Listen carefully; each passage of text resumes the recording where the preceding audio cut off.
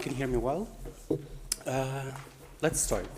Dear students, dear colleagues, dear online audiences, let me dearly welcome you to the high-level lecture with NATO's former Deputy Assistant Secretary General for Emerging Security Challenges and current Professor of Strategy and Security at the University of Exeter, Mr. Shea, which is hosted today by the European Neighbourhood Policy Chair based here in the Natalian campus of the College of Europe.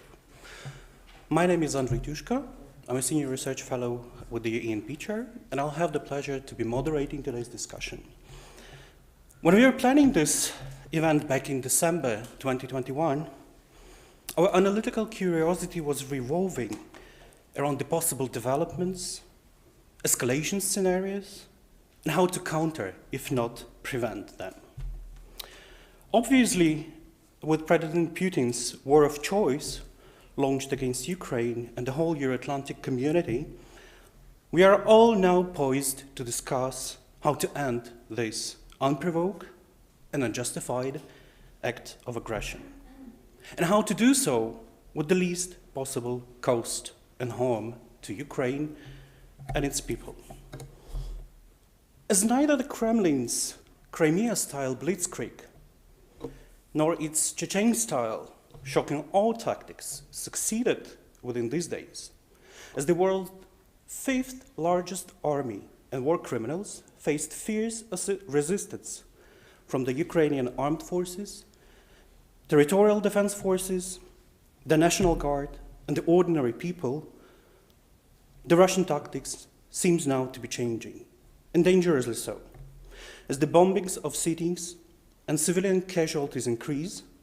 Russia's aggressive war turns, even next year, it turns to the weapons and warfighting methods that are banned by the international laws and conventions, such as the thermobaric rockets, also known as vacuum bombs, that were thrown on Ukraine's second largest city of Kharkiv with 1.5 million inhabitants just yesterday. Heavy shelling of the Ukrainian capital city and other big and small towns, along with the military infrastructure across the country, continues as well today, as the speculated second round of negotiations is about to commence.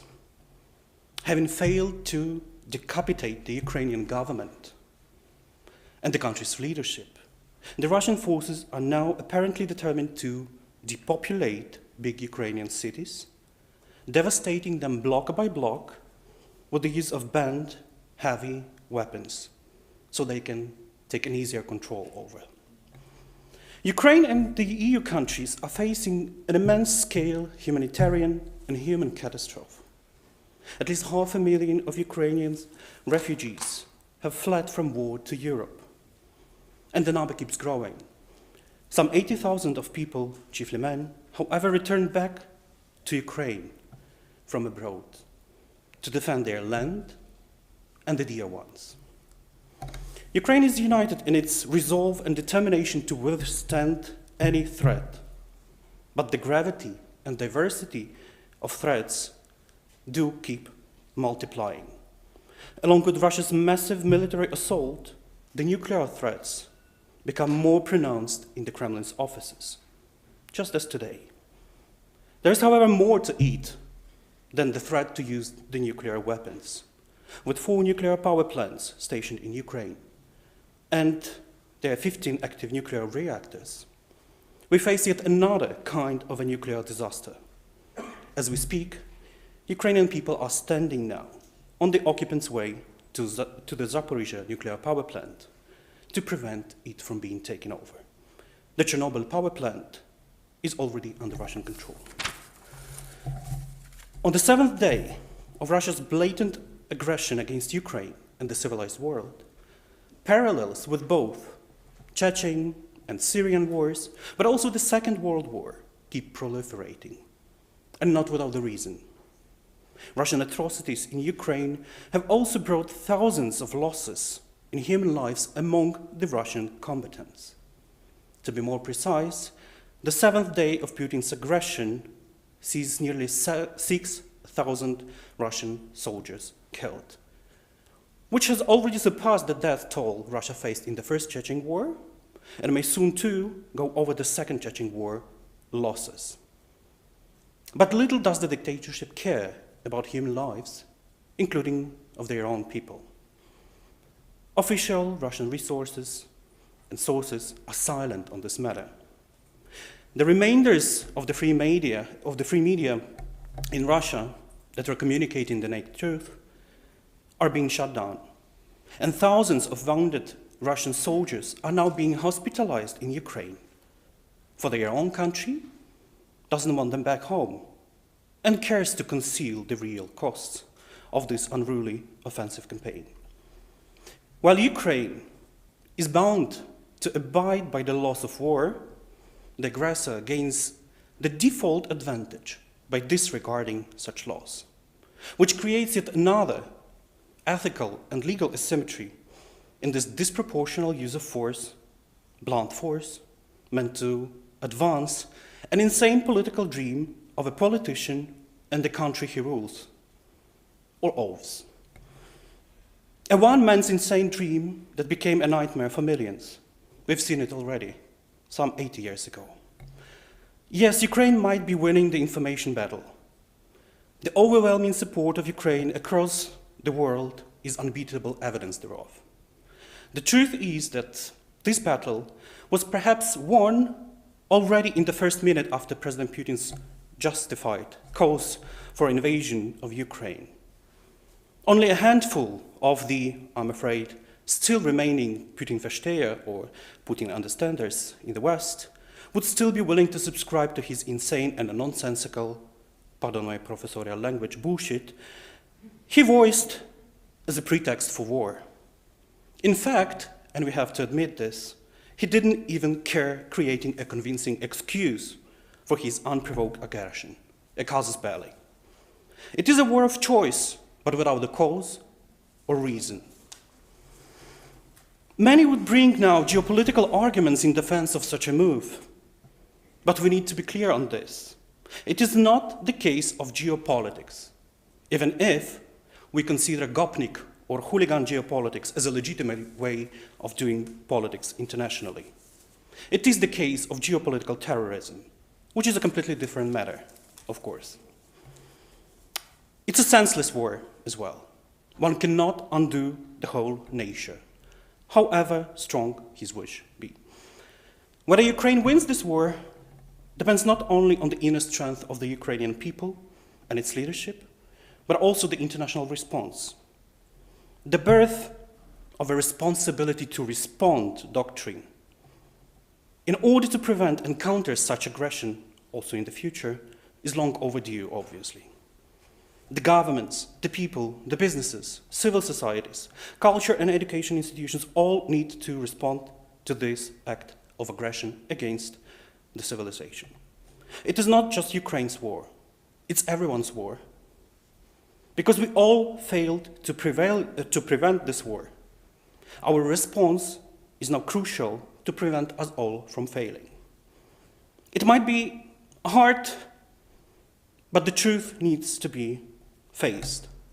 Because we largely failed to deputinize Russia and de-Schroderize Europe, we are now bound to face the utter cynicism and hypocrisy of the unruly Russian belligerents in Ukraine, fought under the disguise of the campaign to demilitarize and denazify the whole country, the emerging European democracy.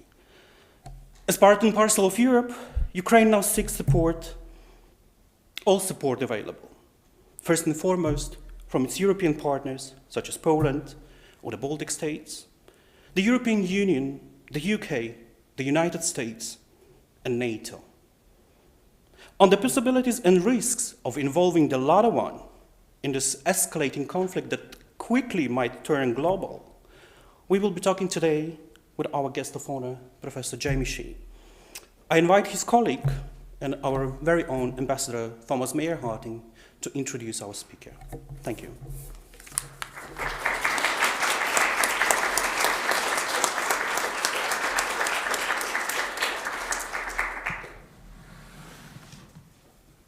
Well, Thank you very much. I think Dr. Tuschka has given you a lot of material for thought and a lot of material for thought for our honored speaker. My role here is basically to present Dr. Shea, whom I've known for many years, and I'm very honored and pleased that he found the time to come here.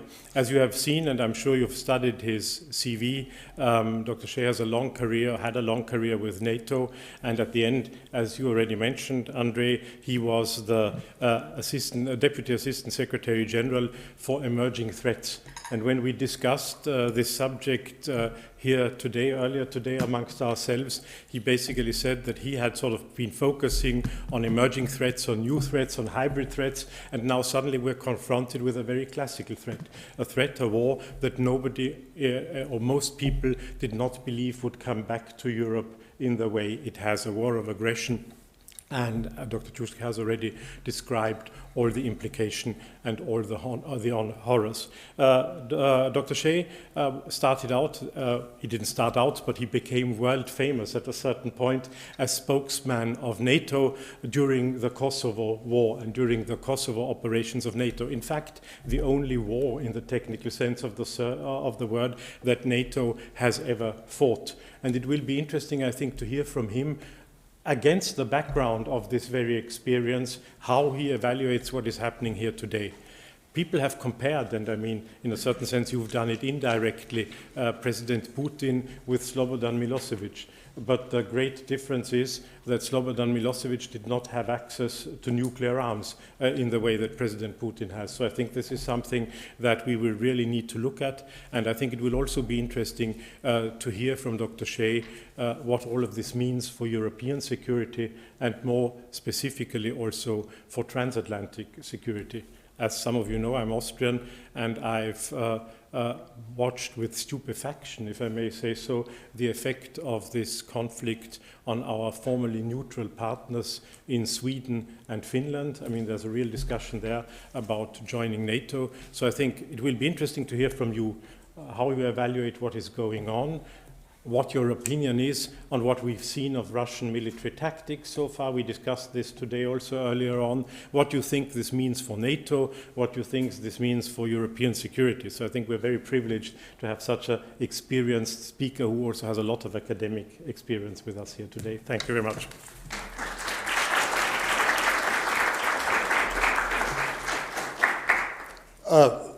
Thomas, dear Ambassador, dear former colleague, dear permanent friend, thanks for the gracious introduction. Andre, it's great to be introduced, and it's even better when somebody introduces you and gives the speech at the same time.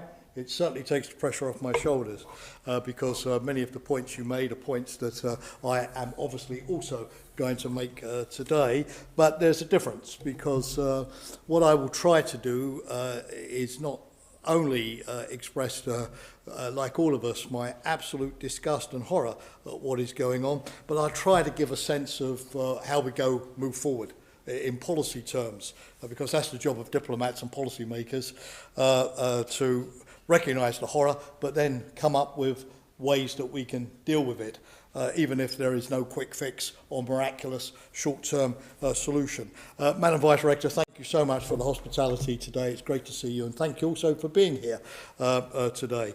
If you leave before the end, I won't take it as a sign of total disagreement with what I'm saying, but a reflection of the heavy duties that are on your shoulders.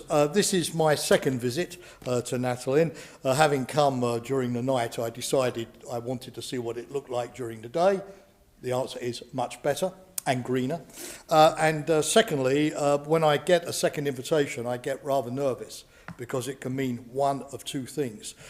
Either you were so brilliant the first time that everybody's expecting a repeat performance, nothing like pressure, or you were so terrible and disappointing that you've been given a kind of second chance to faire amende honorable, as we say in Belgium, where I live. I'll leave it to you to decide which of the two it's going to be at the end.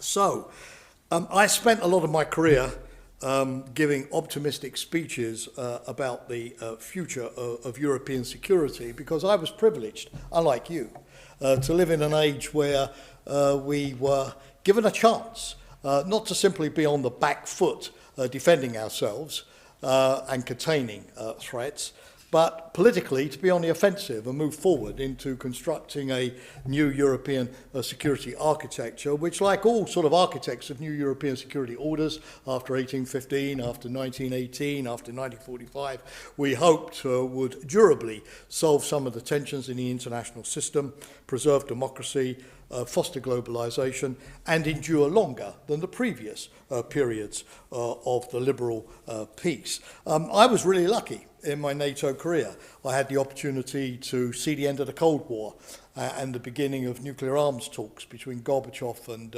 Reagan. And you knew that if the Soviet Union was willing to give up whole categories of nuclear weapons, then the Soviet Union was willing to give itself up sooner or later as well.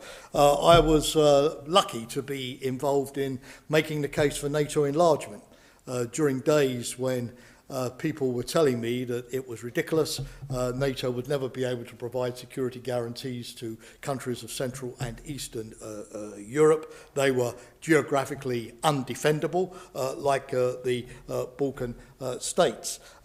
George Bernard Shaw said that all great truths begin as blasphemies, and that was certainly the case with the NATO enlargement debate. But we got there. I feel really privileged as being one of the first NATO officials to go to the Kremlin after the fall of the Berlin Wall. I was in a meeting with Putin 20 years ago when he actually said that Russia would like to join NATO and under which conditions. And he said that Russia would like to have the status of France in the alliance, as it then was, before Nicolas Sarkozy brought France back into the integrated structure. It would be part of the political discussion, but it would keep its military forces out of NATO central planning. I was one of the first to go to Albania once the communist regime of Enver Hoxha fell there. One of the most surreal experiences of my life of seeing millions, well, hundreds of thousands at least, of these little bunker fortifications dotted around the countryside, and realising the utter isolation that Albanians had lived in for half a century. As Thomas said, I was passionately involved in trying to bring peace to the Balkans, even if I sort of had the role of communicator-in-chief rather than war fighter-in-chief at NATO headquarters, both when it came to Bosnia and when it came to Kosovo. In 1999, I obviously for 20 years have been involved in the debate on how to stabilise Afghanistan. I was also head of the NATO-Russia group that dealt with terrorism. And my group was the most productive of the whole dialogue. We used to have joint exercises with Russia on protecting football tournaments in the Olympic Games. We used to talk about container security. We used to talk about embassy security as well. It was an age where really you felt that, in a kind of roundabout way, things were moving forward. A golden age of NATO, opening up to the east, forging partnerships with the UN, the EU, the OSCE, and seeing security as something that would not be based on weapons or military superiority or technical superiority, but on basically confidence-building transparency. I was involved in drafting, back in 1997, something that became known as the 3 No's, a pledge to Russia before NATO enlargement went ahead to Poland and the Czech Republic and Hungary in 1999, that we would not put nuclear weapons on the territory of the new member states, we would not put substantial combat forces or military infrastructure, that this was an exercise of East moving West politically and not NATO moving East militarily, which we hoped would reassure Russia. And I went with Javier Solana to negotiate with Yevgeny Primakov at the end of the 1990s, the first NATO-Russia founding act, where Russia pledged to cooperate with NATO, to renounce the use of force in international relations, and to respect the right of countries to join an alliance if they so wished, which was nothing, by the way, than the principles that Russia had already subscribed to in the UN Charter, in the Budapest Memorandum of 1994, vis-à-vis, of course, Ukraine at the time, and in the Paris Charter and later the Istanbul Charter of the Organisation for Security and Cooperation in Europe. So it was an age, at least, where at least one had the sense that next year would be better than this year, and that with the inevitable zigzags and setbacks that all diplomats are used to dealing with, we were nonetheless sort of moving forward. We could have an enlarged NATO while still managing somehow to include Russia in that process. The circle could be squared. Our logic would eventually compel itself on everybody else. But of course, I'm the first person, along with Andre, to lament the fact that how quickly history changes, for good and for worse. How fragile progress and achievements often seem to be. It's rather like the great Lisbon earthquake of 1757 that convinced Leibniz and Voltaire that this was the end of the Enlightenment and the age of optimism.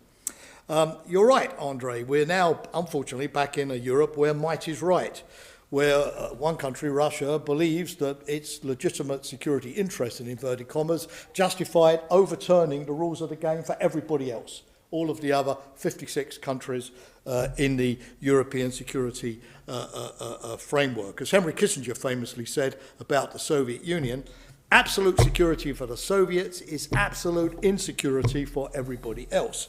And unfortunately, we're back there. We're in a funny world where sort of countries have the right to determine if their neighbours exist or don't exist. Where you can basically redesign your borders according to the historical precedent that suits you most. For example, the idea that part of Ukraine is new Russia, or the idea that because the Tsar was in Paris in 1814 after the first defeat of Napoleon, somehow they have the right to be there again tomorrow. If we accept that sort of logic, then Alsace-Lorraine goes to Germany tomorrow, right? The Batavian Republic, which was the Netherlands in 1810 at the height of the Napoleonic Empire, reverts to France. Where would we be? Because virtually every frontier in Europe has changed multiple times over the last 200 years. We're back in an age where great powers require special status for themselves. And unfortunately, we're also back in the world in which major powers with massive military capabilities and economic resources are in the hands of crazy people.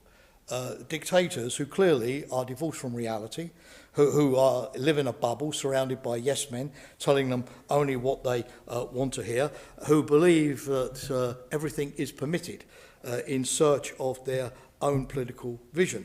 And we're also back in the age of mass propaganda, increasingly dominating political discourse. I mean, did any of you see Sergei Lavrov at the Human Rights Council yesterday in Geneva with his pre-recorded message, where basically in front of a highly sort of educated audience of senior diplomats who know the reality of the world, he spews out a ton of propaganda. This is out of George Orwell's 1984. Clearly he doesn't believe it. Clearly he knows that nobody else believes it. In fact, to their credit, the bulk of the people in the audience just got up and walked out. But the fact that an international meeting can be reduced to that sort of level of infantile propaganda is truly shocking. So yes, unfortunately, the invasion of Ukraine marks a historical turning point. It's the first time since the late 1940s and early 50s when we can really fear a major war in Europe, where we have to generally worry or fear for our security, not just of the security of our neighbours, but of our own. It's the first time, and you said this, Andre, in Europe, where we're going to see a war that is going to produce massive casualties. This is just the start. We have no idea how many casualties there are in Ukraine already. The estimates are clearly underestimates, and it's going to go higher. We're in an age also where dictators who are not succeeding in their military campaigns are going to ramp up the pressure almost indefinitely. We're seeing cluster bombs. We've seen 400 missiles strike Ukraine so far. Cruise missiles, you mentioned the thermobaric, energy-sucking missiles as well, which maximize the civilian casualties.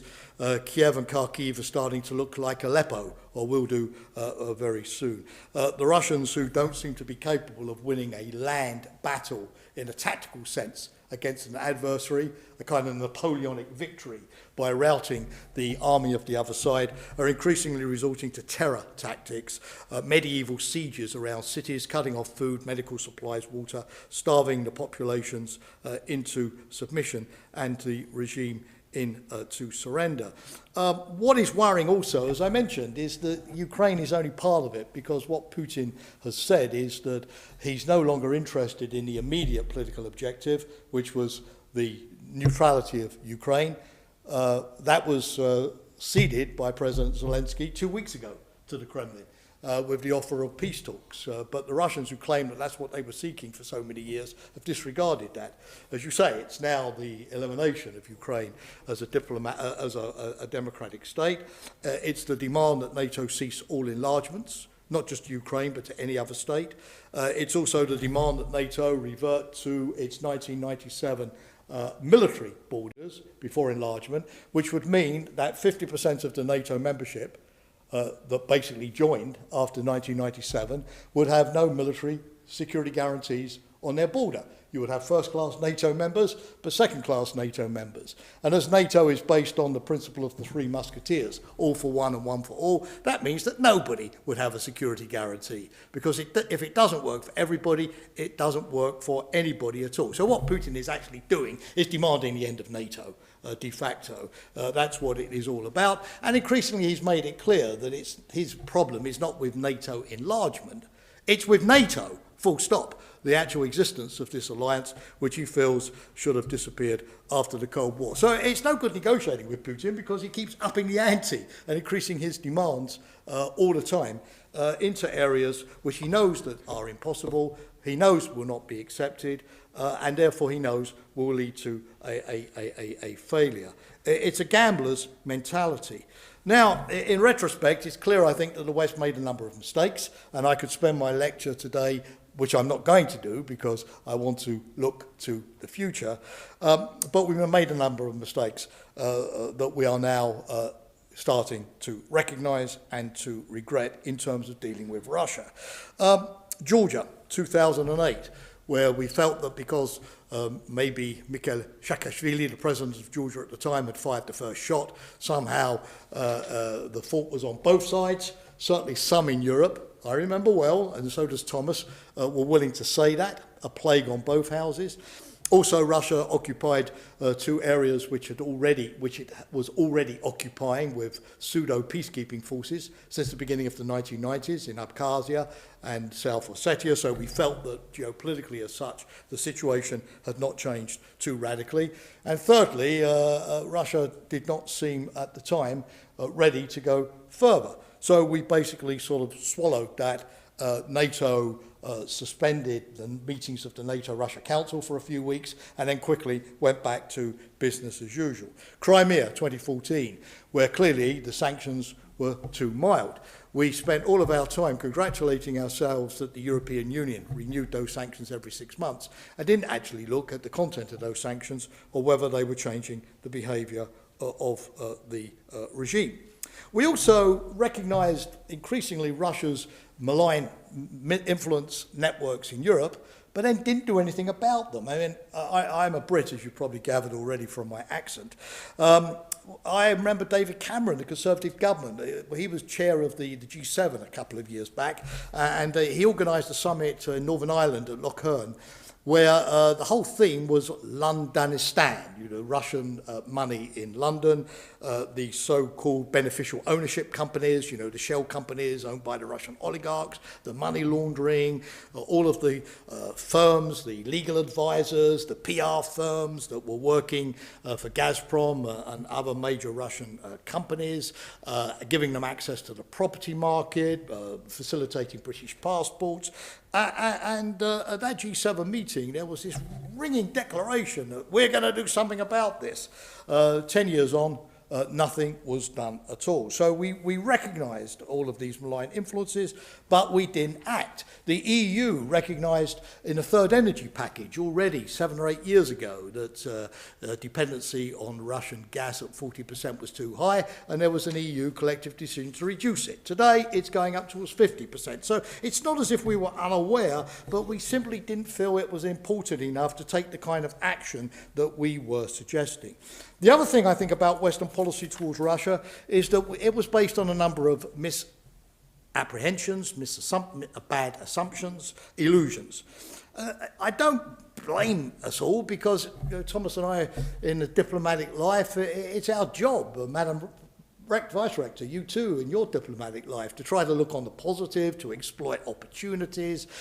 We all tend to sort of look at the rosy side of the picture and maybe exaggerate it and minimise the less rosy side. We see what we want to see, which fits our preconceived view of reality in the way we sift facts. After all, our job is to get things done and move things forward.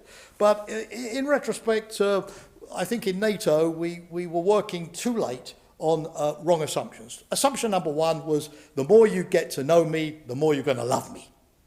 Yeah, that's what I use with all my girlfriends. The more you get to know me, the more you're going to find me lovable and cuddly, and you're going to love me. So we opened up NATO. We created the NATO-Russia Council in 2002, all of those cooperative activities, thinking once the Russians were inside NATO and saw what a nice group of people we were and a wholly defensive alliance, gradually their Feindbilder, as the Germans would say, would change. Wrong.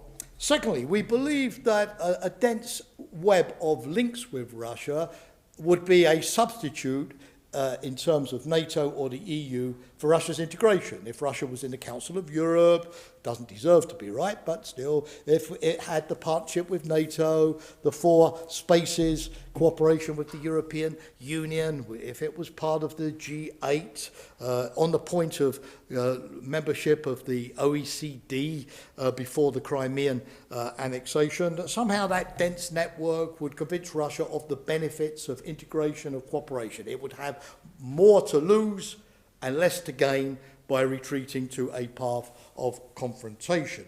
The mistake that everybody has made since the 18th century of believing that economic integration necessarily brings with it peaceful foreign relations or leads to a reduction in bellicosity of states. The third illusion with Russia was to believe that cooperation in the global scene would gradually overcome our differences regarding the European security order. Frankly, we didn't agree after the Cold War with Russia on the European security order. There was no peace treaty, there was no pan-European structure, the common European home that people like Gorbachev was calling for. We felt that the institutionalization of the OSCE would basically do the trick. Issues of the arms control agreements, particularly the Treaty on Conventional Forces in Europe, which Russia felt was very one-sided against it and in favour of NATO, were not resolved. But we felt that gradually, as you know, we focused on terrorism after 9/11. Putin was the first leader to phone George W. Bush. Cooperation on Afghanistan, working together on peacekeeping. I used to fly to Kosovo, Thomas, after 1999, and I would be welcomed at the airport by the Russian commander who would invite me to tea because they were with NATO in Kosovo. There was this sense that joint peacekeeping duties, all of these things, piracy in the Gulf of Aden, these global threats where Russia was often on the same side, would gradually create a new agenda which would overshadow the old agenda. No. For the Russians, it was always about Europe and the future European security order. We didn't recognise that. And finally, as I said, we thought that NATO military restraint would be a substitute for the political enlargement of NATO. No, Russia is incapable of distinguishing between the political aspects and the military aspects of NATO. A healthy NATO is a zero-sum game, bad for Russia. So we are in a new world. And we've got to now ask, what can we do? Well, I want to talk today about helping Ukraine. I'm going to talk briefly about sanctions. I'm going to talk about reinforcing NATO. I'm going to talk about a new strategy for the containment of Russia over the long run. First, help Ukraine. I heard Jens Stoltenberg, my old boss here yesterday, the day before, my new not so new Prime Minister Boris Johnson here yesterday, both of them, like President Biden, rule out the creation of a no-fly zone in Ukraine, the idea of putting NATO troops in Ukraine. I think this is the right policy, because I think the first thing to do in this crisis vis-à-vis Russia is be totally consistent in our messages. Not like Putin, who changes his requirements every 5 minutes. Totally consistent about where our red lines are and where our red lines are not. The last thing, and I'm a war historian by training, that you want in a crisis is major powers confusing each other by constantly changing red lines. So the more we're getting confusing signals from Russia, the more I believe in the West, like it or not, we have to be consistent in our messaging. And I think that messaging, that our job is to defend ourselves, it's all about Article 5, we're not going to intervene in Ukraine, is the right one. Even if I'm the first person to recognise that amongst an audience who, like me, feel very, very deeply about what's going on, that is not what you want. But that you don't solve a crisis by starting World War III, to be quite, that is not what the objective is. So let's be clear there. We don't want to play into Putin's paranoia that it's all about the militarisation of Ukraine by NATO. That would certainly help him in Russia to keep his domestic constituency for the invasion alive. And that's not what we want either. But that doesn't mean to say we mustn't help Ukraine. There is an urgent need to do so. So how are we going to do this? Number one, covert operations. We can certainly use special forces in Ukraine. They're already there. That can work with the resistance groups, these volunteer fighters, the remnants of the Ukrainian army, which will obviously in an urban war environment be scattered, providing targeting, reconnaissance, training. As long as the Russians don't control the airspace, we can use drones, observation drones. Can the Russians distinguish between a Western drone and a Turkish-supplied TB2 drone, for instance? For intelligence gathering, for targeting. We can use electronic warfare methods to try to jam Russian communications and command and control from across the border. We can certainly, of course, also supply weapons. Even after the war today, a new consignment of weapons has arrived, and you've seen, the very encouraging signs from a number of European countries, particularly from Germany, more about that later, of a greater willingness to supply lethal weapons. This should have been done a long time ago, and maybe the lesson of 2014, once Putin also went into the Donbass, was that the threat to Ukraine was going to be a real one. We should have done it a lot earlier. I'm the first person to recognise that. But clearly, the Ukrainian army will run out of anti-tank weapons very quickly. The fact that they haven't attacked the convoy moving towards Kiev suggests that they're already out of drone capability, which is not a good sign. So we need to do what we can. This is going to have to travel by night, because military experts think that about 25% of this material will be intercepted by Russia from the air, from the ground. The last thing we want to do is replay Kabul, where we end up giving our military equipment to the Taliban to equip them. And the Russians start using NATO equipment against the Ukrainian army. That would be a terrible propaganda defeat for us and a victory for Putin. So the stuff is going to have to move by night in small packets.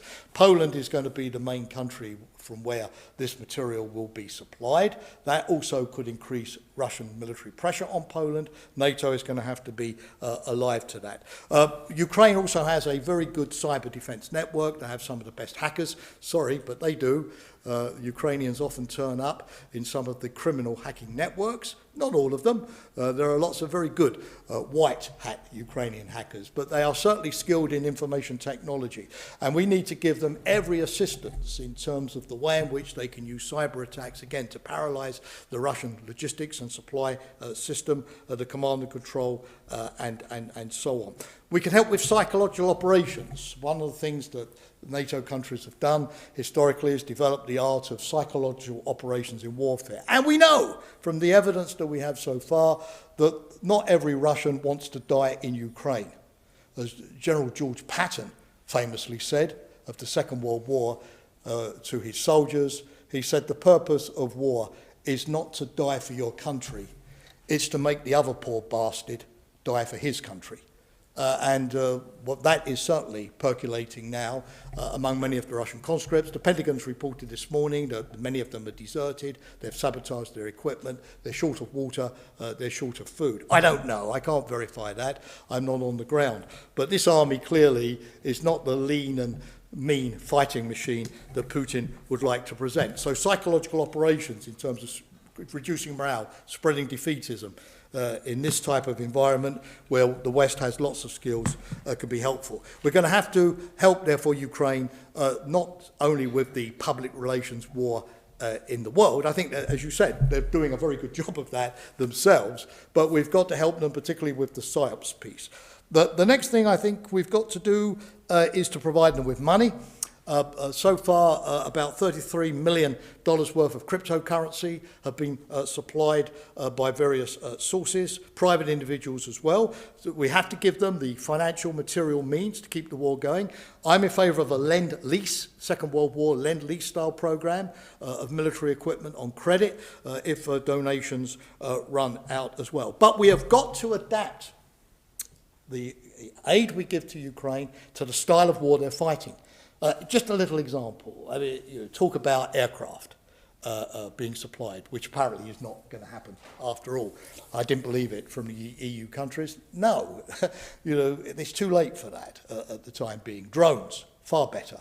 The UK, my Minister of Defence, Ben Wallace, was in Kiev a couple of times before the invasion, offering corvettes and ships, even increasing the shipbuilding capability for the Kiev. Now that they've lost control of the Sea Azov and much of the Black Sea, I regret it, but clearly that's not what they need at the present time. So we've got to adapt the type of equipment, material, training to the type of war that they are fighting, particularly if it becomes a partisan, urban type of warfare as well. Finally, we have got to also get the reality of the war into Russia. Echo Moscow radio, you heard that was closed today. TV rained. Oz is probably the next in line. The Russians are putting out these incredible opinion polls that 70% of Russians support the war. That's probably not true, but many do, particularly those who watch state TV and only state TV. The social media are still comparatively free. We know from the success of Alexei Navalny that there's a large constituency in Russia skeptical towards Putin. We've seen the demonstrations, 6,000 brave Russians arrested for that. But clearly totalitarian states are very good at controlling their populations at home. We know that from history. So we're going to have to think very imaginatively about what we do to get the message inside Russia. The Russians have got to see the body bags coming back each time. They've got to see the horrors of what is actually going on.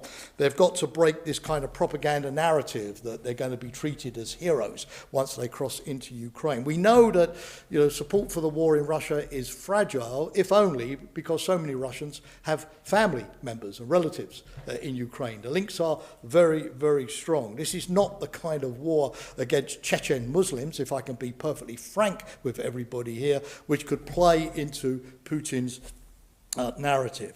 So we've got to try to undermine the war at home as far as we can. Now, before I leave what to do with Ukraine, I'm going to say two things which are going to probably not find support here.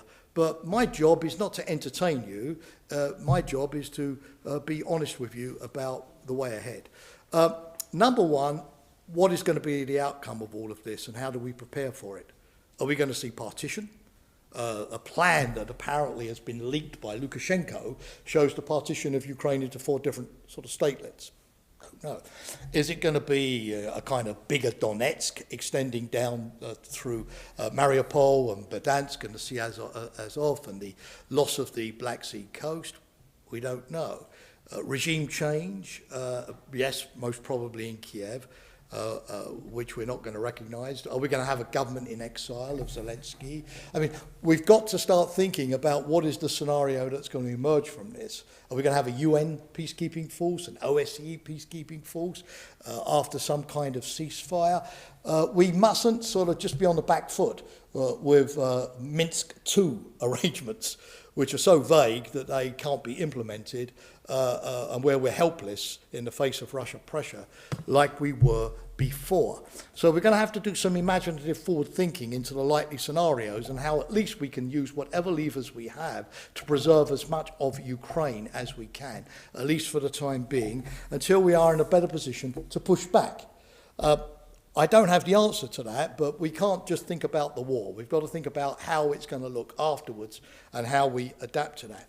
The second thing, which is not going to be easy and not very palatable, is do we give Putin an off-ramp?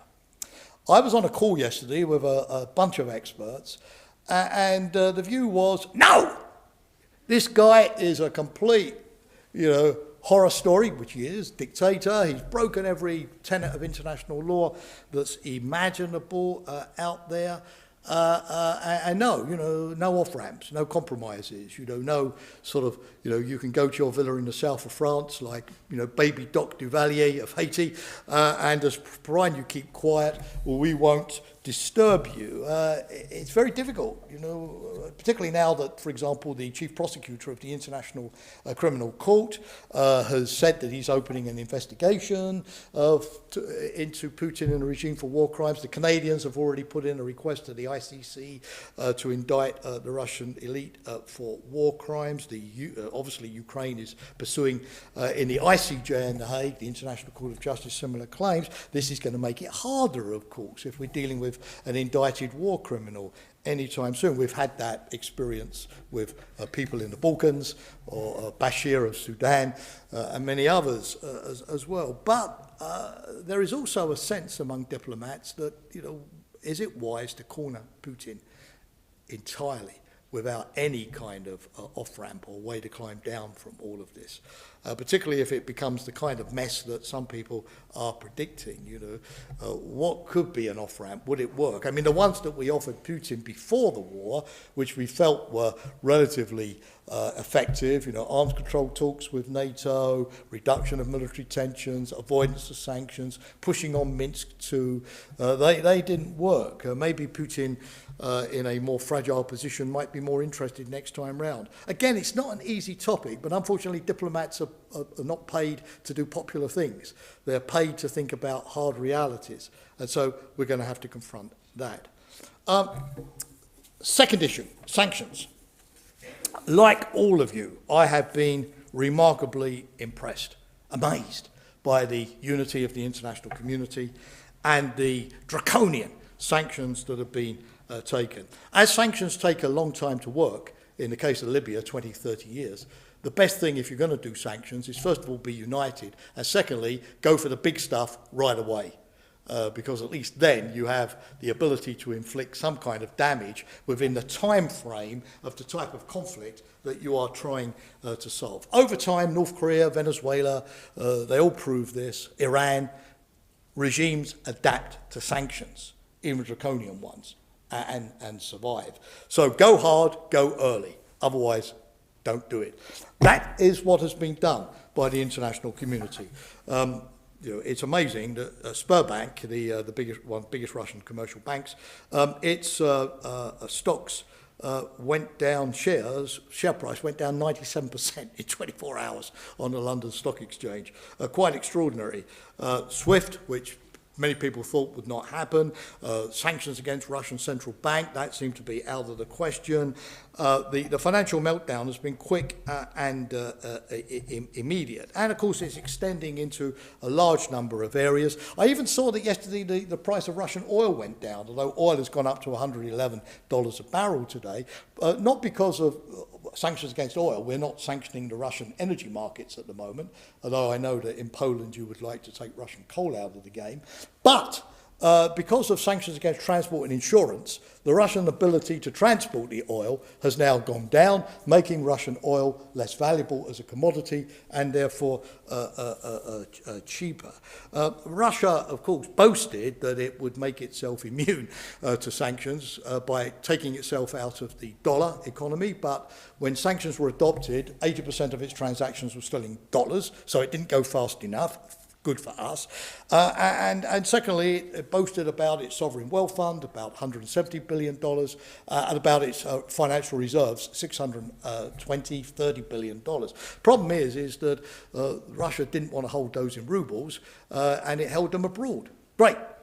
So the Americans and the Europeans are able to freeze those assets as well. And the way in which everybody has climbed onto the bandwagon, even companies getting into the act, they don't normally do moral things that cut their profit line, do they? But we are seeing even Mark Zuckerberg may have a conscience after all, but I wait to see the evidence before I believe it. And we are definitely seeing this sort of mondialisation of sanctions. Even Switzerland, which for various reasons, both financial but also its role as a mediator, don't normally participate, have Australia, Japan, New Zealand. These are universal. So I always said in all of my interviews that, look, if the only thing we're going to do is sanctions, let's at least do sanctions right. Yeah, if that's the only thing, let's make it work. And there are good signs they're going to work. But the Russians will try to figure out ways around it. As I say, every regime does. For example, today the Russian government is freezing the Russians' access to their foreign currency, not allowing them to take foreign currency out of the country. The Russian Prime Minister today said that he will not allow companies like Shell or BP to divest from their Russian assets, as they said they are going to do. We know Putin will try to trade in gold. He certainly is going to trade in cryptocurrencies. The Russians have a big crypto exchange called Suex, and they have about 25 firms that are active in cryptocurrency transactions. Like the North Koreans, he will try to move into that. Interestingly, the Biden administration today said that they will try to act against Russian cryptocurrency movements. In fact, the FBI demonstrated brilliantly in capturing 2/3 of the cryptocurrency money that was paid by colonial pipelines in ransom after last year's ransom attack by a Russian group on colonial. It showed that it has the ability to track crypto through the international criminal system, which is an encouraging sign. Putin will set up a lot of family shell companies, small companies not subject to sanctions, to carry on transactions. He'll try to deal in different currencies. He'll have more recourse to the criminal underworld for his financing. And of course, he's going to turn to China also to be the IMF, the International Monetary Fund of Russia, when it comes to a bailout using Chinese finance. The Russians have a large holding of Chinese currency. It's going to be very interesting, the degree in which China, more on that later, will be playing along. The one thing that may hold back the Chinese is the fact that they will be wary of incurring secondary sanctions by too visibly trying to break the current international sanctions against Russia. The Chinese will think of themselves first, not President Putin. And the second thing is Russia is so weak at the moment, why would China pay a high price for Russian natural gas when Putin is so weak that he will give it away to them almost? And I don't think the Chinese are going to pass up that golden business opportunity. So we'll see. But Russia will try to evade the sanctions. So sanctions take time to ramp up. And the question is can we keep this up year after year after year? You know, once the Ukraine is no longer on the front page of the headlines, as President Putin is hoping. The other thing is that if we're going to make the sanctions work, we've got to do what we can to avoid cost of living increases in our countries blamed on Ukraine and the sanctions. It's not particularly charitable, but it happens. You know, President Biden goes to bed every night saying it's all about the petrol pump price. The petrol pump price. That's what's on the mind of the Americans at the moment, even more than Ukraine.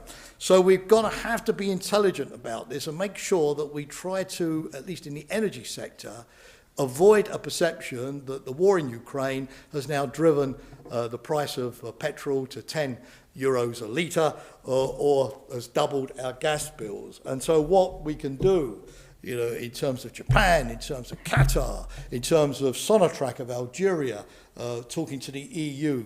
The IEA, the International Energy Agency, is meeting today to release 60 million barrels of oil from its reserves.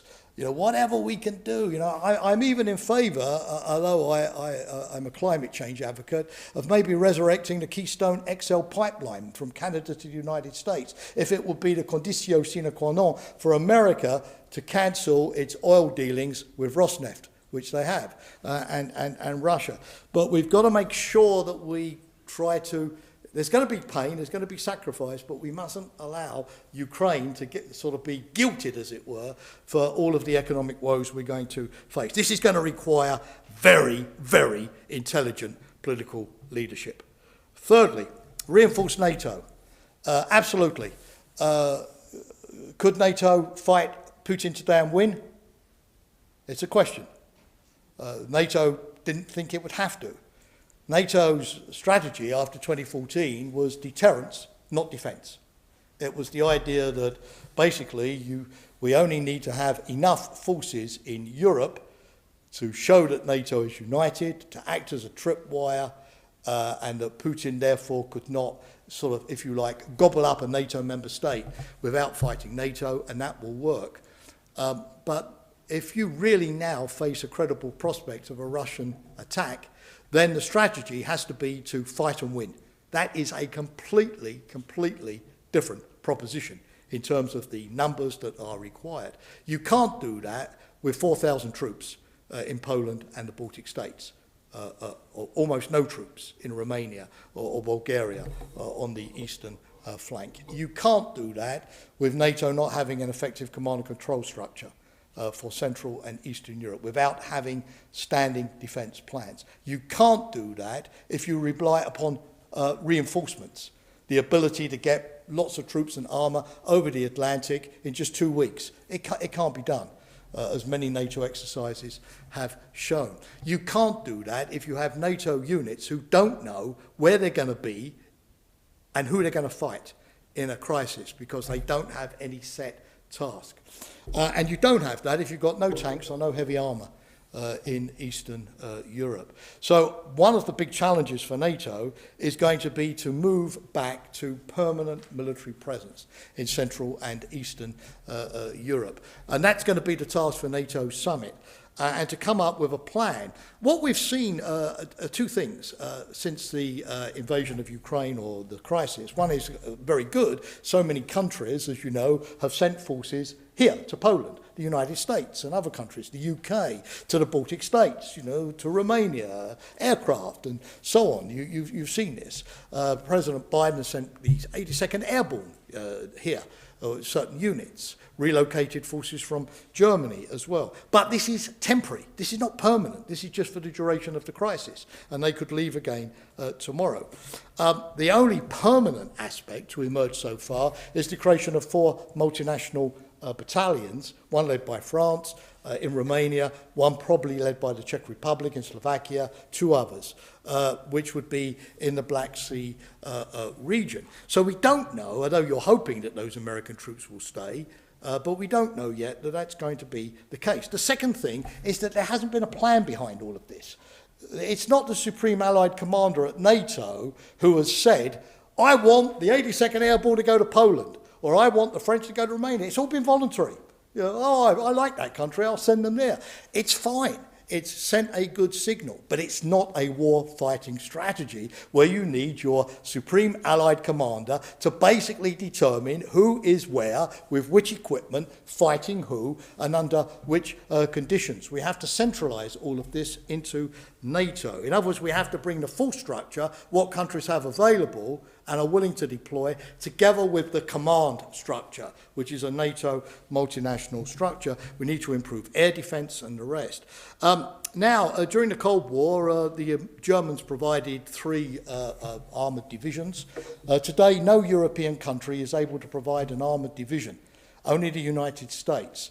So it is wonderful news that Germany has now had a change of heart, not just on Ukraine, but a decision that it's time to assume its responsibility by going up to 2% of its GDP on defence, and also, of course, spending 100 billion euros on modernisation. This is important because we've had a paradox with Germany over the last few years. The country has taken on a good role in terms of NATO missions in the Balkans, in the Adriatic, in the Aegean, in Afghanistan, in commanding NATO units. But the quality of the Bundeswehr in terms of equipment and training, pilots and so on, has not been good.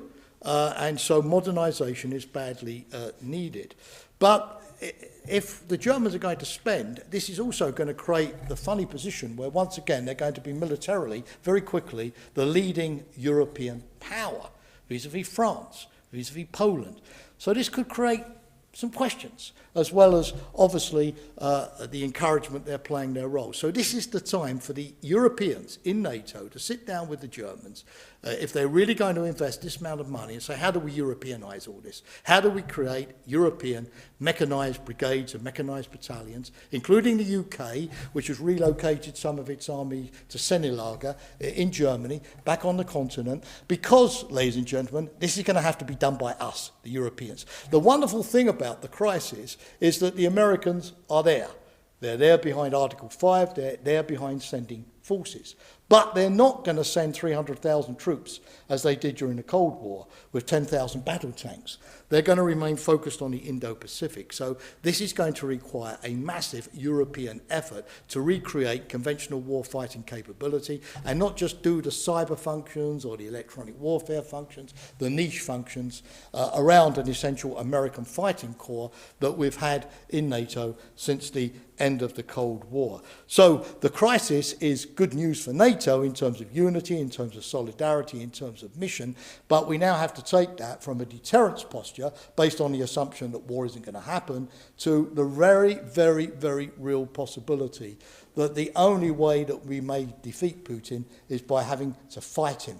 Not palatable, but it has to be faced as well. And of course, I could talk about this for many hours, particularly at the College of Europe, ladies and gentlemen, but bringing the EU strategic autonomy ambition with what's going on in European defence in Brussels, the European Defence Fund, with PESCO, all of these multinational good programmes, bringing that together with NATO capability priorities is going to be key. A good example is the way in which the European Commission, which has 1 billion euros for military mobility, shifting troops along railway lines and roads, is working very closely with NATO in terms of which infrastructure has to be upgraded. We're now going to have to mainstream that. The fact that the EU is now allowing the United States to participate in some of the PESCO programs, like military mobility, is a very good sign as well. Finally, and then we can have a discussion, Russia strategy. We've got a Russia problem, and it's not just in Ukraine, it's global. Wagner has now basically obliged the French to leave Mali, or at least it's one of the causal factors. Burkina Faso, the Central African Republic, the Russians are in Libya, they've basically destroyed Syria, they're in Sudan. It's rather like the old Soviet Union with an Africa, or third world as they would have called it then, strategy as well as a Europe strategy. The Russians send bombers to Venezuela, they bankroll Cuba still, they support Daniel Ortega in Nicaragua. I've spoken about the business links to hybrid warfare. We're dealing with a hydra here, which destabilizes through all various kind of ways. It's a global challenge to the West, particularly if Russia and China are to form a kind of axis of the authoritarians. We're not quite there yet, but it's something that we have to consider as well. And we now have a power which is really reckless to the lengths that it may possibly go. So beyond Ukraine, we're going to have to think about a long-term Russia strategy in the same way that George Kennan, back in 1946 with his long telegram and his Mr. X article in Foreign Affairs, had to think about a containment strategy. What can we do to protect ourselves against Putin and his regime until such time that the Russian people will get rid of him? Not that he will necessarily be replaced by a democrat, but simply a more reasonable autocracy, a more realistic autocracy, for starters, would be better than this rather reckless regime that we have at the moment. What are the elements of this strategy? Number one, we've got to think imaginatively about reckless scenarios by Putin. How far could he escalate? What could it mean? What if he explodes a nuclear weapon in the atmosphere to really show that he's serious about his threat of using nuclear weapons, to really scare us? You know, what would our reaction be? You know, what if he really does try to attack a Baltic state or whatever? You know, since Ukraine, it's no longer irresponsible to think about these kind of Dr. Strangelove scenarios. It's possible. What if Putin lashes out? What would it look like? And how can we anticipate that and constrain it and prevent it from happening? That would be the first point. Secondly, we've got to look at Georgia and Moldova. They may well be next.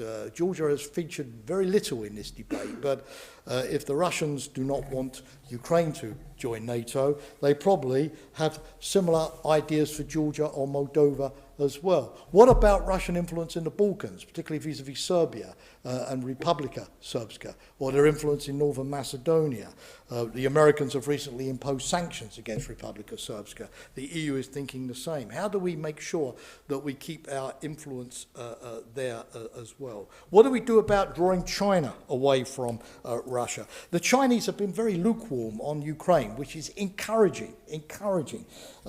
Yesterday, the Chinese Foreign Ministry spokesman spoke about sovereignty, even condemned, although not in harsh terms, Russia's military action, offered China to act as a mediator. Is this a sign that China doesn't want to be dragged down the path of reckless behaviour by being too close to Russia? Are there opportunities there that we can exploit? Can we get President Xi to phone Putin and tell him to stop? Is it possible? What do we do to criminalise the current Russian regime? Lock them up in courts for the rest of their lives. The ICC, the ICJ, all kinds of arbitration courts. Lawfare may be one of our best arms against them in pursuing them for all kinds of activities. Of course, it's not going to change things immediately, but it will destroy Putin's reputation at home as the corruption comes out. Alexei Navalny did a lot in building his own reputation by drawing attention to the corruption of Putin and his regime. It makes it more difficult for people to talk to them, to receive them, and so let's use the lawfare aspect as well. Expose the lies. We should call this conflict Putin's war, not the Russian invasion of Ukraine, but Putin's invasion of Ukraine. Make it clear to the Russians that it's one man and one man only who's started all of this as well. We've got to use civil society. One thing that's different today in Ukraine is the Russians don't have proxies. In Libya, Syria, they have proxies. They have people doing their dirty work for them. Chechnya, people who fight for them and make life easy for them. They don't have that in Ukraine. They're by themselves against a hostile population. The Russian separatists are not going to be, at least in the Donetsk, are not going to be able to spread out across the country. So again, how can we get civil society? 70 years ago, we were speaking about this at lunch, and I'll wind up very quickly now. It is that we basically civil society was either absent from war, basically just trying to survive like the Ukrainians from shelling and hiding in the London Underground, sheltering, or they were involved in war production, but they were not fighting the war as civil society. Today it's different. I mean, this private sector mobilisation, people like Elon Musk, with Starlink providing satellite connectivity to the Ukrainians, the private sector companies, all of these people, even 70 Japanese I saw in the press these days, today, are going off to volunteer to fight. The Anonymous that used to attack NATO, now has suddenly gone onto the good side by organising a collectivity of 1,000 hackers to attack the Russian networks and try to paralyse those networks. The humanitarian effort where Poland at the moment is playing, as I see on the BBC every night, this admirable role in welcoming all of the refugees and giving them homes in very difficult circumstances. You know, the people in the NGO community, I know at the College of Europe, Madam Vice Rector was telling me about this at lunch, that look at the social media data mining, that look at the geolocation of Russian soldiers, that try to communicate directly through open source intelligent information, the way in which they link up across the borders. You know, there is a people's war for the first time alongside the war of states and military machines. In other words, civil society can actually make a difference now, and they can be warriors of another kind in fighting for freedom by hooking up with like-minded groups in Russia, by helping to keep the Russian opposition alive. The historians of this war may actually devote more chapters, for the first time in the history of a conflict, to what civil society did than to what generals did in their headquarters. And we need to see what we can do to encourage this. So, in a nutshell, we're in it for the long haul. And as Paul Valéry said at the end of the First World War, our civilizations suddenly realize that they are mortal. But unlike Voltaire, and I quoted him at the beginning, there's no retreat to cultivating your garden after the Great Lisbon earthquake and the age of optimism. If we want to be free, we're going to have to defend it. Defence is going to have to be much more seriously, much more active. Bringing down the Putin regime is not going to be done overnight. We're going to have to be patient. We're going to have to look for opportunities as they arise. Denying technology to the Russian military is going to be, I think, particularly important. We're going to have to, it's going to be an ongoing effort. We're going to have to really rally our populations behind this, as we normally do, only in real wartime. That's not going to be easy, particularly in the way in which we allocate budgets away from maybe social welfare programs and more to defence. We're going to need much larger armies than we have at the moment. There's going to be a certain element of back to the future about all of this. But on the other hand, you know, the way in which the international community has rallied, you know, the condemnation, everybody getting in on the act, the way in which Russia has been more or less cut off from the world in 48 hours. As I've said, the overwhelming sense of solidarity with Ukrainians means that in a very paradoxical way, the worst of horrors brings out the best in all of us.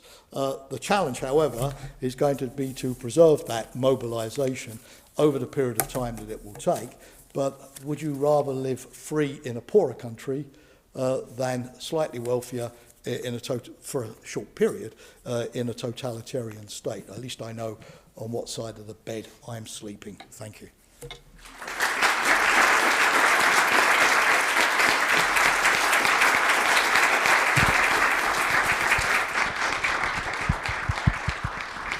Thank you very much, Professor Shea, for this very passionate, vivid, and elaborate, well-informed as well, if not experiential reading of the whole situation and what are the stakes and what are the possible ways out of it. I think you also, in your speech, threw a lot of questions that need to be pondered on now.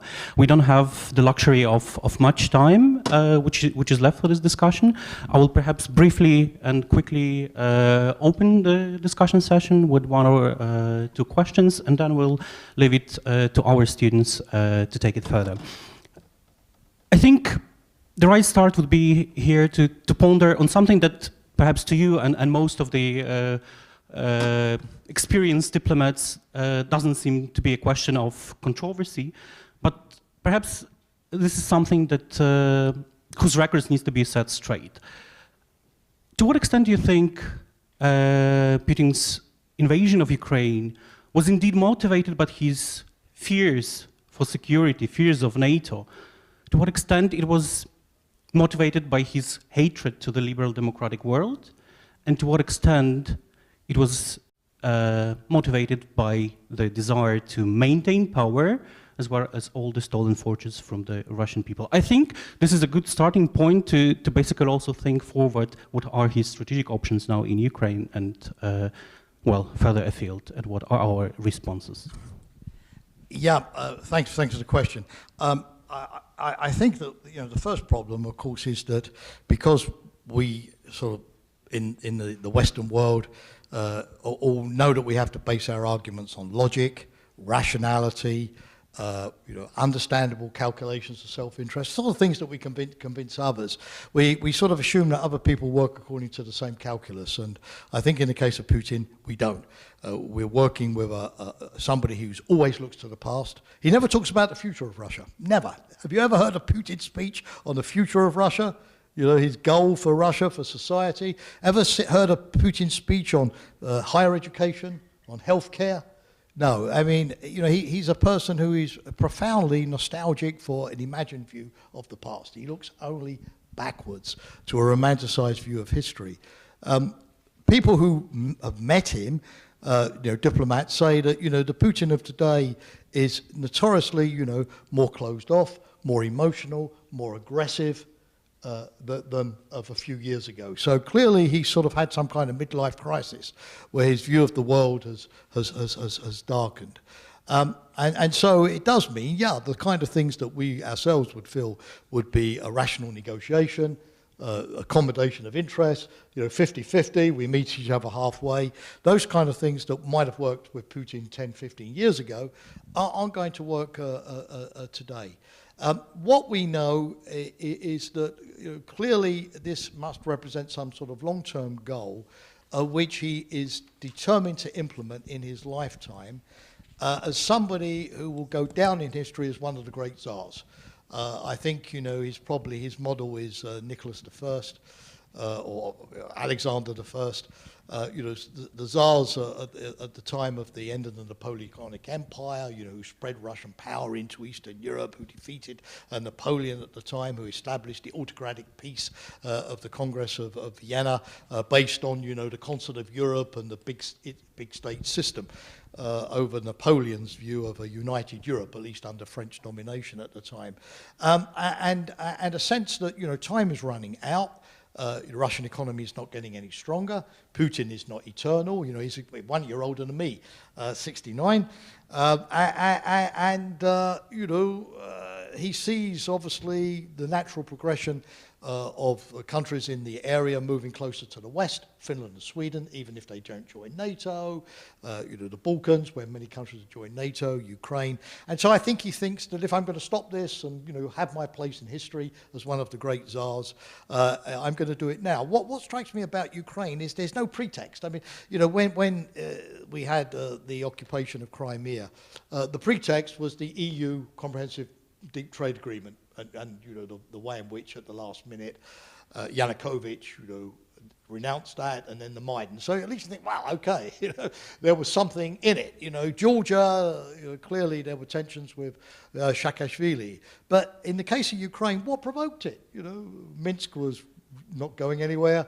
NATO was not about to admit Ukraine. It was clearly a very, very, very distant prospect, and Putin would have picked up the skeptical voices from the Netherlands, from France, from Germany, Italy, and elsewhere. So that was not something that was going to happen immediately. Putin was not seeing any NATO militarization of Eastern Europe. Russians were invited to witness NATO exercises. And they could see, that we were not had the capacity, let alone the intention, to do anything beyond defence and the like. There were no new sanctions that were being imposed on him beyond what he had already. So there was no casus belli, no sort of pretext for why he would suddenly artificially instigate something with Ukraine. So my sense is that it comes from this kind of deep sense of, his ambition is to overturn the European security order. And he feels, like many dictators in the past, Hitler starting the Second World War, that now or never. The correlation of forces, to use good Soviet parlance, is probably more in my favor now than it will be at any time in the future. And if I'm going to do it, I'm going to do it now. And that is really, I think, the problem for the West is, we can prepare for aggressions that clearly can result from particular decisions. We do this, so okay, we can anticipate that that's going to happen. But when you're dealing with people like Putin, it's very difficult because these things are not linked to a decision point, so you can't plan or anticipate what is happening. But that said, as our policy unfortunately has always tended to be with Russia reactive rather than anticipatory, at least this time we've done a better job on the reaction. Thank you very much. Perhaps a quick follow-up question. Would it be right, would it make sense to say that this is a preventive war of a declining power? Yeah, Bethmann Hollweg. You know who he was? Chancellor of Germany until 1916, and he gave a speech to the Reichstag in 1916 where he said it was a preventive war, meaning that yes, Germany had acted in 1914 to break out of the encirclement, the Einkreuzung, as they said, from France and Russia. They saw Russia building the railways and the French adopting the 3-year plan. 3-year military service, and so yes, there was certainly in the German General Staff in July 1914 a sense of yes, if we're going to implement the Schlieffen Plan and break out of this encirclement, this is the time to do it because 5 years down the road, the French and the Russians will be stronger. Britain is moving closer to France and Russia, not yet an alliance, but yeah. So you're right. I mean, there are lots of wars that are done that way, although these tend to be, frankly, post-war sort of excuses. When, states that are clearly the belligerents are trying to rewrite the history books and sort of pretend that, somehow they had no choice. They were forced into a corner to hide aggression. And what you see, I think, with Putin is definitely the rhetoric of a preventive war. NATO is coming to Ukraine, the Ukrainians are carrying out genocide, Russia is being boxed into a corner, our security demands are increasingly being not listened to, so we now have to lash out to preserve our security. The facts do not bear any relationship whatsoever to that hypothesis. It's purely a public relations excuse exercise, which Putin, normally it's developed after the war. This time, at least, he sort of developed it before the war. Thank you very much. I've got many more questions, but I will leave it here perhaps and collect 3-4 questions here, and over there in the back. But be quick to proceed. Thank you very much, Professor Shea, for being with us, and thank you, ENP Chair, for organizing this meeting. Well, I have a lot of questions, but as we don't have time, I'll pick some of them. But first, a quick follow-up on on your answer just now. You said that there is no pretext in this war, but is there a thought of opinion of who is the real initiator of this conflict? Is it Russia or NATO? Because in Russia narrative, they pose it as this threat coming from NATO. But don't you think that the conditions and everything that has been done up to this point, it was initiated by Russia far back time ago? Like 8 years ago, and while Russia invaded Ukraine, it's so, and from that point they already prepared. They invaded the informative warfare in the Europe and the West. They also tried to do it in Ukraine, and in the end, it seems like a planned war and planned attack. Though this time it might be weird, but it was like all pointing out to this. We just didn't notice it. A couple, yep. Thank you. Get to it right away. There was a young lady in, yeah. Yes, thank you. I'll try to be quick. Belarus chose to renounce its non-nuclear status, and Putin has threatened also the use of nuclear weapons. So my question is, first of all, is MAD a relic of the past at this point, and what will our response be in terms of the use of nuclear forces? And also, Finland is deliberating on their potential application to join NATO. I'm guessing this will be perceived as another provocation by Putin. What lies in store there regarding the way that NATO will respond? Thank you very much. And Georgie? Yes, it works. Thank you. My name is Georgi. I come from Georgia. I wonder, just briefly before the outbreak of Ukraine war, UK Secretary of Defense went into the bravado saying that Ben Wallace saying that like the Scottish unit kicked away the Russians during the Crimean War, we could do the same. Do you see the prospects of this face-off between the British and the Russian troops, probably after Turkey maybe opens the straits, maybe another visit of HMS Defender will happen near Odessa probably, and something could happen. So could it be a repetition of airport of Pristina? Very provocative question, but thank you. And if I may, a quick follow-up. How do you see the practical implications of the axis of London, Warsaw, Kiev, a new triad? Thank you. Thank you very much. So we've got 3 questions. First, many thanks for those. I'll try to give quick answers so we can have more questions.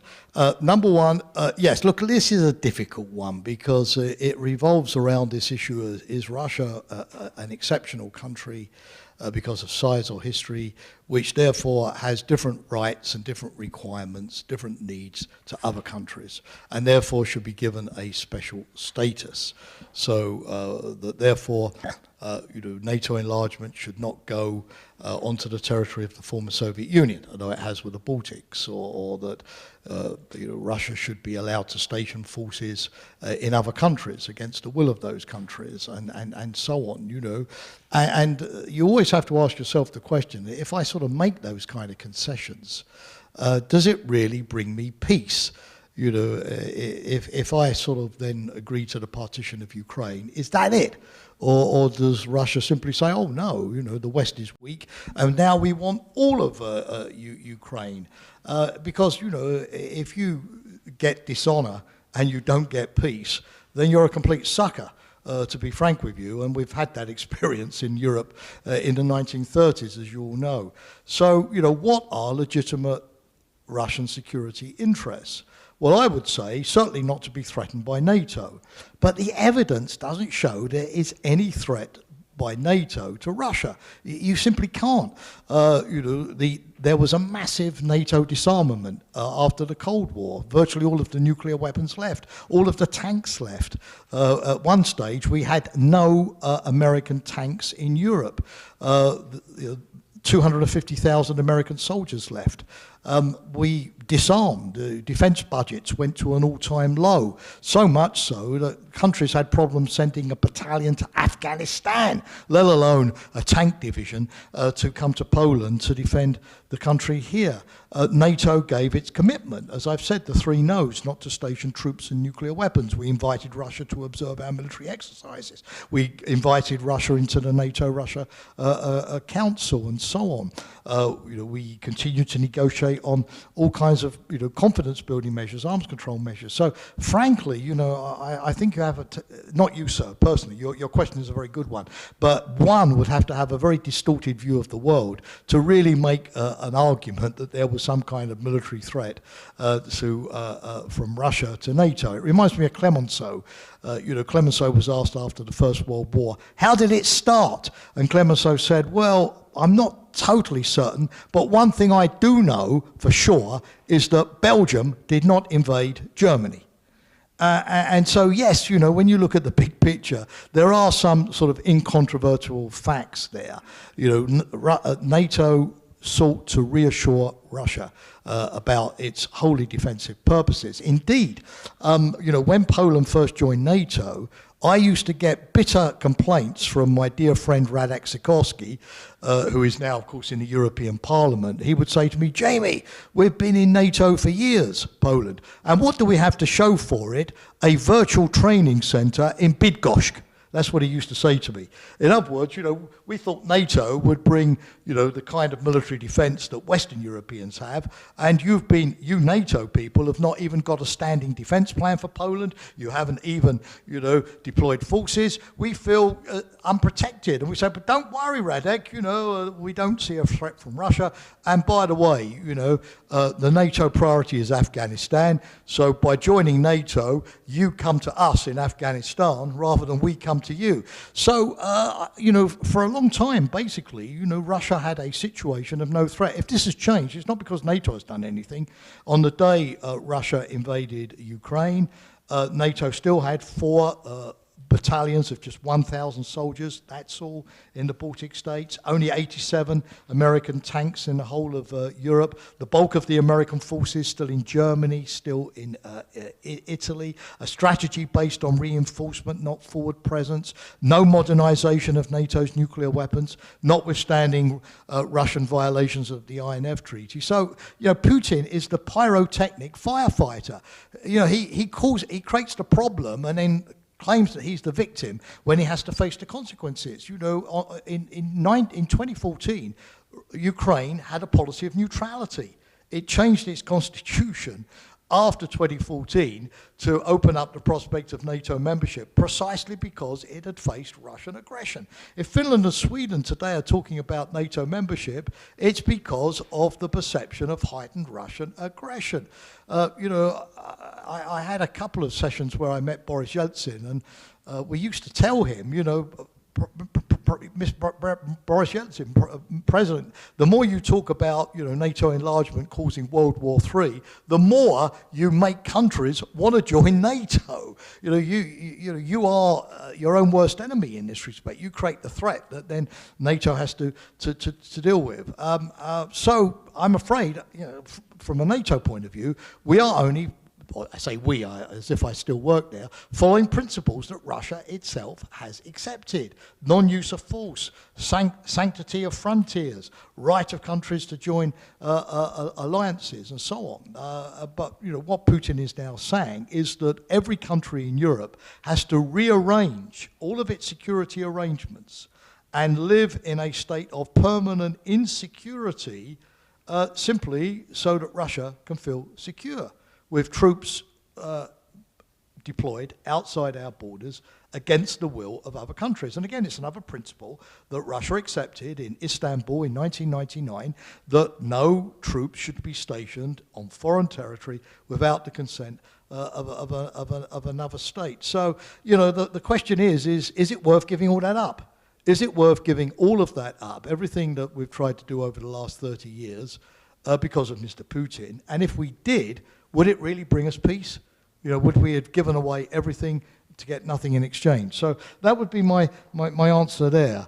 On Belarus, yes, I mean sanctions against Belarus, particularly as they're, even if we don't know if Belarusian troops are fighting today in Ukraine, there's lots of speculation they will join. Belarus has clearly been the staging point.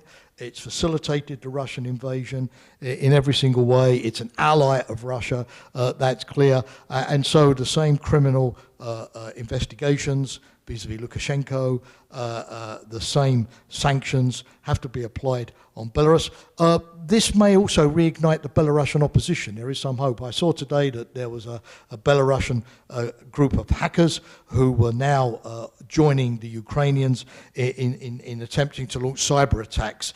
Finland is more compatible with NATO than many NATO countries are compatible with NATO. 2 weeks ago, it ordered 64 American F-35 jets at the cost of several billion euros, as you can imagine. So it's totally Western equipment now, Western standards. It's virtually a NATO member in everything but treaty obligation. NATO can exercise in Finland. We have host nation support. If there is a NATO summit, Finland and Sweden are always invited. They participate in the NATO response force in all of the big exercises. So if they did decide to join NATO, because of the interoperability, the political connectivity, it could happen very quickly. On the other hand, I don't see that happening immediately. Sweden, by the way, announced yesterday it was going to increase its defence budget significantly. I think that still, they would hesitate, but they do not want Russia to take away the option to join NATO. They're right if they so wish. Crimean War, Ben Wallace, I would be wary of fake or wrong historical analogies. The Crimean War was not exactly great for the UK. It demonstrated that you were more likely to die of typhus disease than of Russian bullets, and the charge of the Light Brigade was hardly the best example of British genius at strategy in modern times. I would say that. However, one good thing, and you asked me about the UK, this crisis is drawing Britain closer to Europe. After Brexit, no British politician would come to Europe. It was toxic territory. We went to Australia, we went to India, new trade deals, global Britain, was the name of the game. Europe was yesterday's story. This crisis, I think, has shown Britain and the British public the importance of Europe, that all of our security interests are shared with Europe. Boris Johnson has been in Poland, he's been in Ukraine, he's been in the Baltic States, he's been everywhere, our Foreign Secretary Liz Truss, Ben Wallace. Britain has suddenly woken up to the fact that we have our European partnership. The UK has relocated part of its army to Sennelager in Germany. We've rediscovered that whatever we may think of the Northern Ireland Protocol of French chicken, or fisheries disputes, our security interests are really very enmeshed in Europe, and I think that this is going to considerably reduce in the UK the significance and the strategic aspects of Brexit. I think the British government will start looking again at the idea of cooperation with the EU and some kind of security framework with the European Union. And what you can do in Warsaw with this very historically close relationship between Britain and Poland, which is a historical relationship. It also goes to the large number of Poles who still live in the UK. They haven't all returned after Brexit. Whatever you could do to nudge the UK in the direction of engaging with Brussels on defence and security, I think would be strongly worthwhile. So, in every crisis there is an opportunity, and this is definitely a UK-Europe opportunity. This is a very good note, but let me just say that we know that our time is running up, but we can't just let our speaker go. And let's open the second and final round of questions. So, gentlemen in here, and I think there was someone, yes, in the very back. Okay, first, second, and third. But be very quick, Hello, please. my name is Adam. I'm from the Czech Republic, and my question is this. If one of the outcomes that we would wish for is the fall of the regime in Russia and so on, how is NATO, how are we in NATO actually preparing for the potential effects of the destabilization of Russia? What could those be? Are there any contingent plans for that? I've read analyses that point to grave security risks that could go down with this. So I would have a question very similar to one of my colleague. When it comes to regime cohesion in Russia, how do you think this invasion can have an effect on the cohesion of inner circles of Russian power? May it lead to some dissolving or to some uniting movement in the short term? Thank you. And the last one. Yes, thank you very much, first of all. My question is a little bit more forward-thinking, a little bit radical, you can say. By thinking how you exposed the stand of Putin, and I asked this question already to some professors somewhere in another time, the possibility of opening another front, it is, in my opinion, actually an increasing possibility. The pure fact that now we see the invasion of Ukraine, to my perspective, is only the first step. Because you can have, by how the international community has reacted towards Putin and towards Russia and the regime, there is a possibility that other countries can take this as an example and begin in another front, vis-a-vis, let's say, North Korea, China to Taiwan. So my question relates, how would then NATO react, or how could NATO then react if we see such an irrational or such a a leader, such a Russian leader in power, taken as an example by other leaders? Thank you. And perhaps the last question for Ambassador Mayharden. I have a question too, because I listened with fascination to what you said about your experiences in 2007 it was, when Putin was still reflecting on Russia becoming a NATO member. You described, I mean, this whole genesis which led to the situation now. You said in a certain sense that NATO and the West had misread what was happening and that you should have been more prepared. But on the other hand, in another part of your presentation, you said we shouldn't speak about this as Russia's war, but as Putin's war. So I mean, with all these questions being asked here about whether at one point there will be regime change in Russia, I mean, is this difficulty that you describe, this challenge that you describe with Russia, a sort of inevitable fact of life that NATO will always have to consider to live with? Or is it a Putin phenomenon that might go away one day?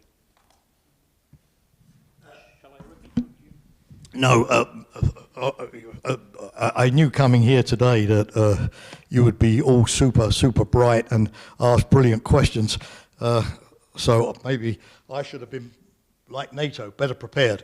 But I'll do my best. No, they're really excellent questions. I think that the first thing, because so many questions about Russia, the Russian future, obviously regime change has to come from within.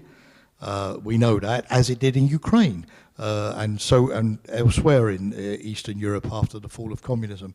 Otherwise, it's not genuine, and at a place like Russia, there's no way that you could see a kind of Western intervention like in the Balkans or the Desert Storm in Iraq or whatever, or the 2003 Iraq War that could militarily change the regime. So it has to come from the Russian people. We've had, at least in Russia, the example of the state collapsing, which is almost unprecedented completely. Elsewhere we've had the state sort of, like Germany after the First World War becoming very shaky, but not collapsing. But Russia collapsed in 1917, and again at the end of the Cold War in 1991, the Soviet Union. Both times there were sort of short-lived sort of democratic revolutions. In 1917, unfortunately, only 6 months under Alexander Kerensky before the Bolshevik Revolution.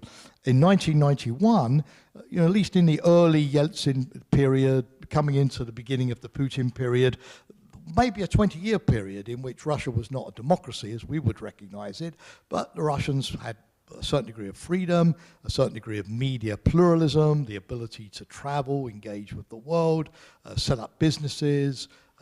3 million businesses in Russia today become wealthier. There was this sort of sense, at least, that Russia was beginning, at least in certain senses, to become more like a sort of a modern democracy. Unfortunately, that has proved short-lived because of the inability, if you like, to carry that sort of democratic process from the economy into politics, into the security structures, the domination of the security elites. But you can't rule out, given Russia's history, that you could have that kind of big change again. There's not much that, to be honest with you, we in the West can do to engineer that. I mean, George Kennan, who was a very wise man, said that what you have to do is contain, reduce Russia's influence, reduce your dependencies on Russia so you can't be manipulated, support the democratic forces, avoid a war. Yes, of course, particularly as it would be between nuclear-armed powers. And we haven't seen that yet in the world, and certainly don't want to. But at the end of the day, you've just got to wait for those circumstances to change again. Now, I know that many of you would say, oh, well, this is a recipe to wait forever, and it looks like that in a way. But, the Berlin Wall took us by surprise. Many other democratic revolutions which we thought were not going to happen have taken us by surprise. I mean, I would not write off the Russian people. I would not underestimate them.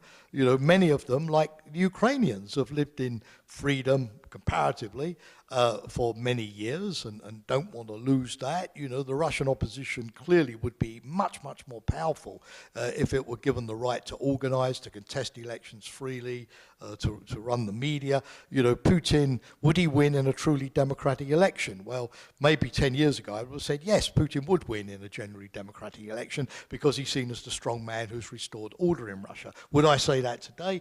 Definitely not. So we've just got to sort of be there for the long haul and not write them off. What we're likely to see, if Putin is clearly driving the country towards some kind of disaster, is the Khrushchev phenomenon. Remember when the Politburo, after the Cuban Missile Crisis and Khrushchev's disastrous, virgin lands agricultural policies became a liability, and the regime got rid of him. They tried to do that with Gorbachev, remember, when he was put in house arrest during the first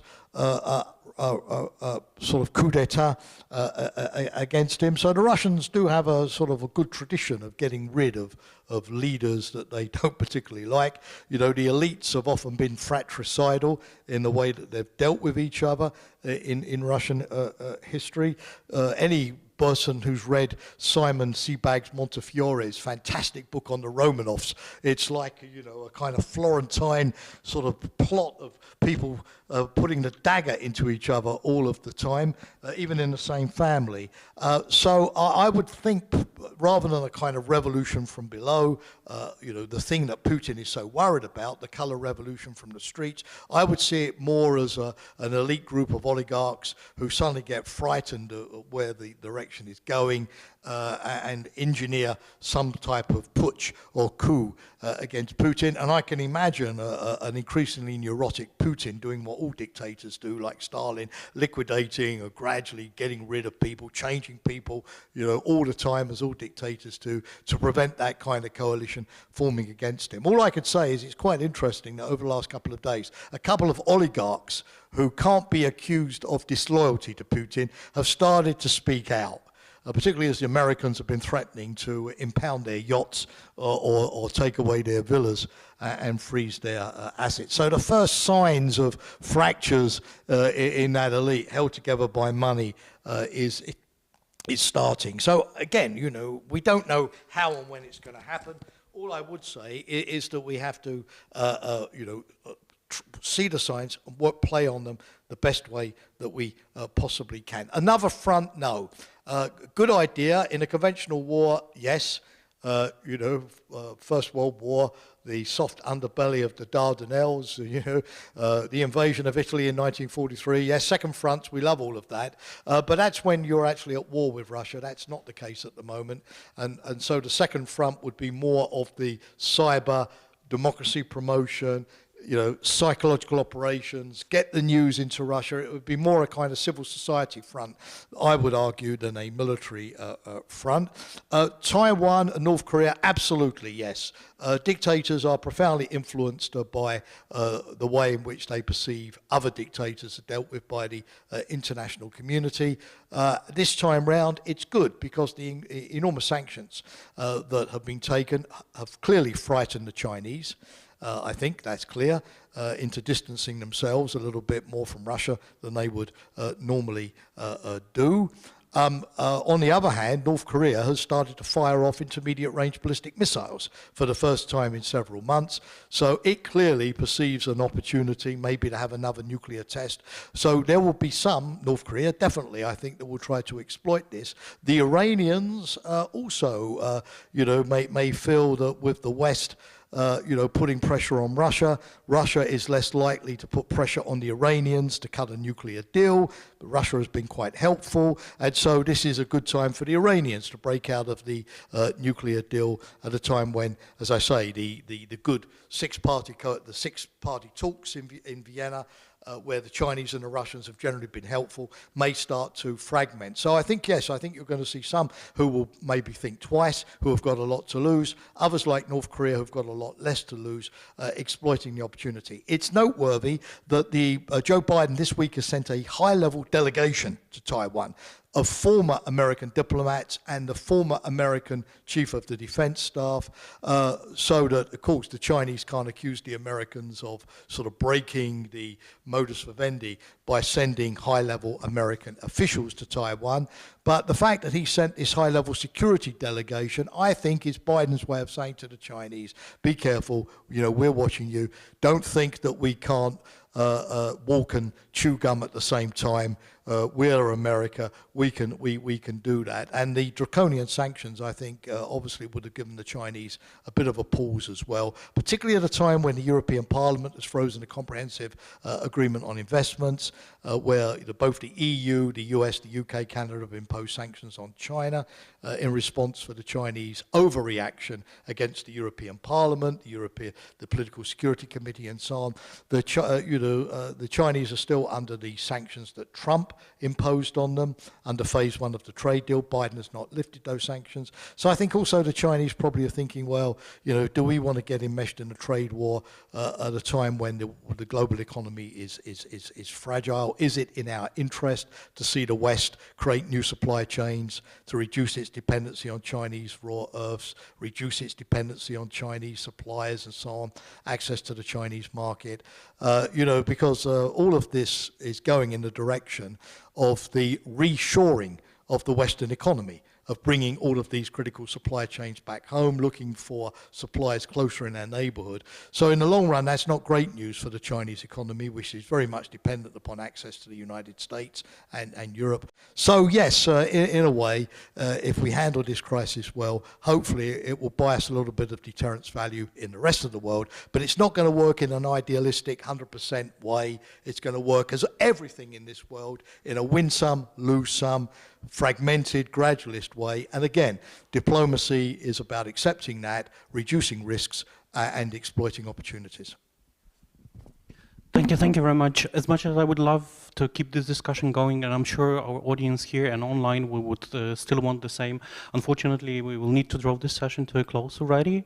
Let me just thank you for taking the time, for coming to NATO and having with us this very frank and outright conversation, which is of course underpinned by your huge professional expertise, which is also giving us some sort of a hope, which I think is needed. As all wars do end, we need to understand that it is important as well how they do end, not only when they do end.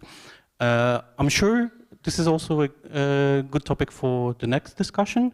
Maybe we will see you, perhaps we will see you again back in Nataling. But let me just draw this session to a close, and please join me in giving a warm round of applause to our speaker. Thanks for being with us. Thank you.